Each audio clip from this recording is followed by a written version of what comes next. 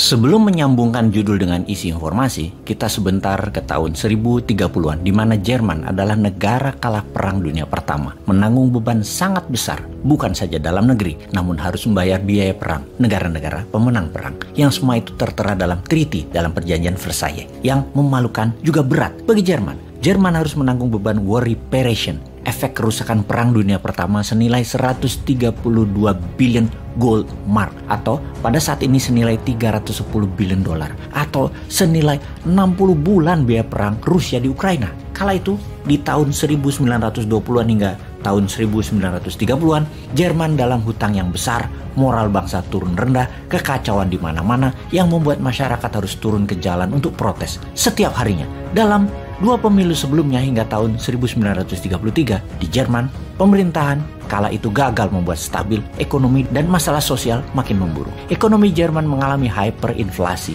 pengangguran dan ketidakpastian ekonomi. Hitler dan Nazinya memanfaatkan peluang tersebut, yaitu kekacauan negara Jerman, khususnya dalam masalah ekonomi, sebagai tema propaganda dan berhasil mengambil alih pemerintahan serta membuat Jerman menjadi negara superpower dengan cepat. Ketika 30 Januari 1933, Hitler dilantik menjadi kanseler. Selanjutnya adalah sejarah yang kita semua sudah tahu. Moral of the story, cerita di awal itu adalah masalah finansial dan inflasi bisa merubah jalan sejarah, bisa change the course of history. Bersama dengan itu semua, kita kembali ke keadaan kita sekarang dalam minggu-minggu kemarin hingga saat ini dan beberapa bulan ke depan. Terdapat fakta bahwa bursa saham berkelimpangan, nilai mata uang negara lemah kehilangan nilainya, harga bahan bakar meningkat tajam, harga komoditas pangan meningkat drastis. Dan bersama itu kita menjelaskan apa arti inflasi sebenarnya dan apa pengaruh inflasi. Selain dari kekuatan daya beli atau purchasing power yang menurun, namun pada kehidupan kita sehari-hari,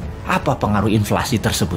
Apa efek inflasi bagi dunia saat ini? Sehubungan dengan inflasi semakin meningkat, sebaiknya harta Anda, uang Anda diletakkan sebagian di emas. Dunia saat ini dikuasai berbagai macam kepala negara dan bentuk pemerintahannya. Ada yang atas nama demokrasi yang dimodifikasi, ada rejim otoriter, ada bentuk kerajaan atau sistem monarki, dan banyak rupa, model, dan sistem pemerintahan. Pertanyaannya, apakah akan selamanya begitu di masa ekonomi terbatas dan inflasi tinggi seperti yang sekarang sedang terjadi? Atau akan berubah total, bahkan terjungkal penguasa yang gagal kelola inflasi tersebut? Kita semua tahu, inflasi akan mempengaruhi politik sebuah negara atau sebuah wilayah. Juga akan banyak perubahan kebijakan. Juga perubahan prioritas sebuah pemerintahan. Juga berefek kemiskinan. Kita akan bahas 4 masalah hal tersebut. Pertama, inflasi mempengaruhi politik. Inflation juga disebut sebagai the mother of political change, atau inflasi adalah ibunya perubahan politik. Seperti di awal video narasi kita ceritakan, post-war, efek setelah Perang Dunia Pertama. Kemudian juga di Indonesia misalnya, resesi ekonomi di 1996, kemudian menjadi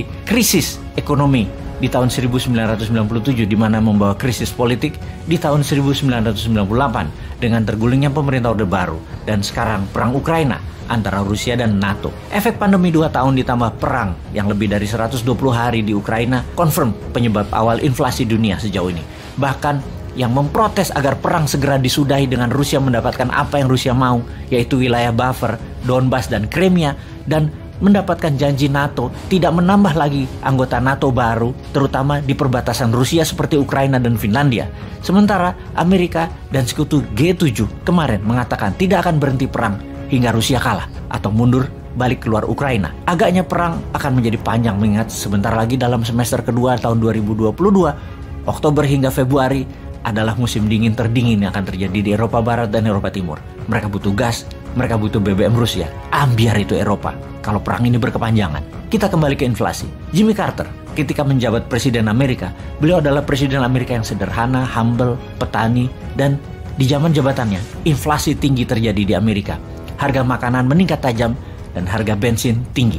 Tingkat pengangguran terburuk dalam 10 tahun terakhir di zaman Jimmy Carter, ditambah drug kartel menguasai jalanan Amerika. Ujung-ujungnya inflasi menumbangkan Jimmy Carter, diganti oleh Ronald Reagan dengan kemenangan telak. Saat ini di Amerika harga pangan juga naik 10% dalam 4 bulan terakhir. Harga BBM naik 8%. November tahun ini Joe Biden menghadapi midterm election. Peluangnya adalah inflasi akan memukul Biden dan akan merubah jalan sejarah politik Amerika ke depannya. Kita ke India sekarang. Di tahun 2014, Perdana Menteri lama India, Manmohan Singh, inflasi India terburuk kala itu sehingga Narendra Modi berkuasa dengan telak. Sekarang kita semua mengerti apa yang inflasi bisa lakukan kepada sebuah pemerintahan. Kita mereview inflasi dunia, global inflation.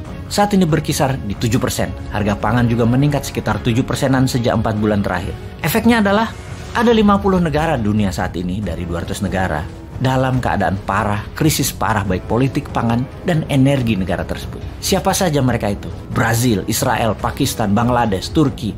Dan jika terus-terusan inflasi di negara-negara tersebut meningkat dan tidak terkendali, bisa dipastikan pemimpin yang saat ini berkuasa seperti di Brazil, di Israel, bahkan Erdogan di Turki bisa terjungkal di tahun 2023. Karena meningkatnya harga-harga kebutuhan bisa menggulingkan pejabat berkuasa. Inflasi bisa juga merubah wajah sebuah negara. Lihat saja Venezuela. Venezuela memiliki cadangan minyak bumi terbesar di dunia. Tetapi di peta dunia, apa posisi Venezuela sekarang? Kegaduhan politik berkepanjangan, inflasi tinggi juga berkepanjangan. Dari negara terkaya menjadi negara termiskin di Amerika Latin dengan telah 6 juta warganya keluar dari Venezuela mencari perbaikan nasib ke banyak negara. Di Venezuela, di tahun 1973 hingga tahun 2022, harga barang di Venezuela telah meningkat 3.700%. Bayangkan naiknya ribuan kali harga itu. Bahkan dibanding dengan Singapura dalam 10 tahun terakhir harga telur tidak naik 1 sen pun. Di Venezuela ada lagi yang lebih parah. Bulan Februari 2019, inflasi Venezuela 340.000%. Itu gila namanya.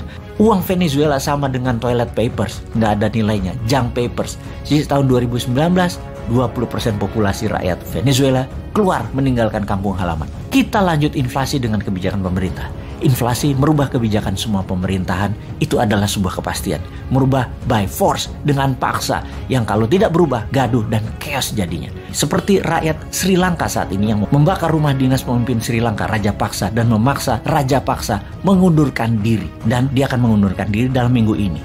Inflasi juga membuat Boris Johnson, Perdana Menteri Inggris, mengundurkan diri setelah didemo para buruh kereta api dan para guru di Inggris. Kebijakan apa yang diubah adalah kebijakan yang menguntungkan negaranya yang dilakukan, seperti memproteksi. Siapa aja negara yang sudah memproteksi saat ini? Argentina misalnya, melarang ekspor soybean keluar dari negaranya. Algeria menutup ekspor pasta, gandum, gula untuk tidak keluar ekspor barang tersebut. Mesir membatasi minyak goreng. Serbia tidak lagi mengirim gandum, jagung. Juga Kosovo, gandum dan minyak jagung tidak keluar lagi. Dan banyak negara yang mementingkan warganya dengan mengubah kebijakan. Karena perang, semua menjadi terbatas dan semua melindungi kepentingan bangsanya sendiri. Sungguh, prioritas pejabat yang peduli rakyatnya adalah mengendalikan harga-harga di dalam negeri terlebih dahulu di masa inflasi dunia. Sekarang pertanyaannya, apakah Indonesia sudah siap untuk semua itu?